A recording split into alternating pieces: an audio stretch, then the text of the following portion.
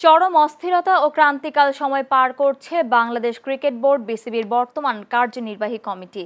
দায়িত্ব নেয়ার পর থেকে চরম অস্থিরতা বিরাজ করছে বিসিবি কার্যালয়ে। বড় সংখ্যক কাউন্সিলরদের প্রতিবাদের মুখে বিসিবির বর্তমান বোর্ড খুব বেশি স্বস্তিতে নেই। কর্মকর্তাদের সম্পর্কে টানাপোড়েনে ঢাকা প্রিমিয়ার লিগ, নারী ক্রিকেট লিগ এবং তৃতীয় বিভাগ লিগ নিয়ে দেখা দিয়েছে অনিশ্চয়তা। এমন অচলাবস্থায় দেশের ক্রিকেটের ভবিষ্যৎ নিয়েও দেখা দিয়েছে শঙ্কা। চলমান স্থবিরতা সমাধানে শনিবার মিটিং করতে যাচ্ছে বিসিবি। মিরপুর শেরেবাংলা স্টেডিয়াম সংলগ্ন কার্যালয়ের সভা শুরু হবে বেলা 11টায়।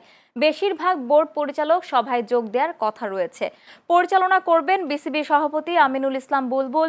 ঘরোয়া লিগ সহ আসন্ন নিউজিল্যান্ড সিরিজের বিভিন্ন বিষয় নিয়ে আলোচনা হতে পারে সভায়।